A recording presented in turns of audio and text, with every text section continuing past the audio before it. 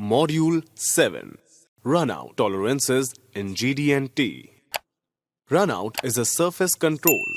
It controls surfaces constructed around a datum axis and surfaces constructed perpendicular to a datum axis. Runout controls several characteristics of surfaces of revolutions such as coaxiality and circularity, as that surface is rotated about its datum axis. Runout is of two types. First is circular runout and second is total runout. Datum is used in both the cases.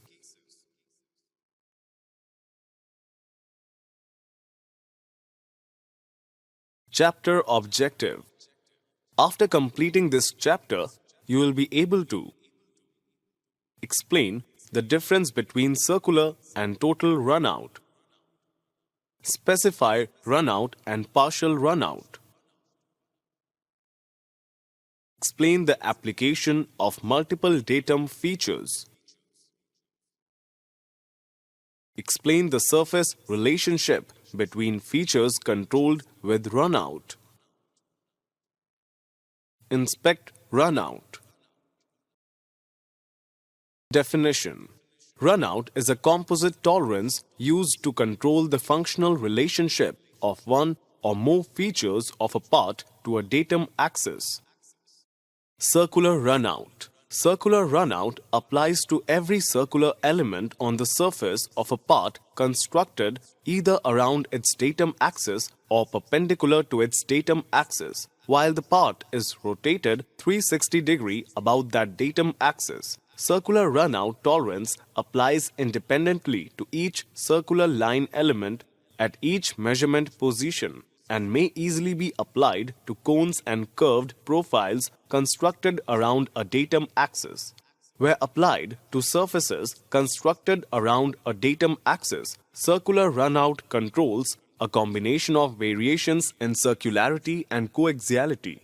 Where applied to surfaces at a 90-degree angle to a datum axis, circular runout controls variations in perpendicularity of circular elements to its datum axis, that is, total runout controls wobble.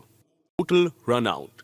Total runout is a compound control that applies to all elements on the surface of a part either around its datum axis or perpendicular to its datum axis. As the part is rotated 360 degrees about that datum axis, total runout tolerance applies simultaneously to all circular and profile measurement positions. Where applied to surfaces constructed around a datum axis, total runout controls a combination of coaxiality, circularity, straightness, angularity, taper, and profile variations of the surface. Where applied to surfaces at a 90-degree angle to a datum axis, total runout controls the combination of variations of perpendicularity to the datum axis and flatness. That is, total runout controls wobble and concavity or convexity.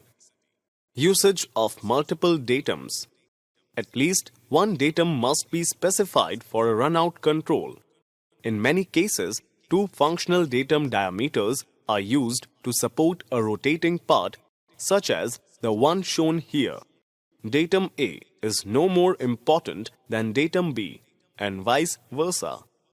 Animation shows datums A and B at a slight angle to the true axis, but datum together, the two datums, tend to equalize their axis, producing a single datum axis truer than the axis either one of the datums would have produced independently. Inspection. When inspecting circular runout, the feature first must fall within the specified size limits. It must also satisfy Rule 1, that is, it may not exceed the boundary of perfect form at maximum material condition. The datum feature is then mounted in a chuck or a collet, with a dial indicator contacting the surface to be inspected. The part is rotated 360 degrees about its simulated datum axis. several measuring positions are inspected. If the full indicator movement FIM does not exceed the specified runout tolerance, the feature is acceptable. Runout tolerance may be larger than the size tolerance. If the runout tolerance is larger than the size tolerance and no other geometric tolerance is applied, the size tolerance controls the form. If the size tolerance is larger than the runout tolerance, circular runout refines circularity as well as controls coaxiality. With this, we have completed the Module 7 on runout. If you have any questions, you can find us on social media. Thanks for tuning in and have a great day.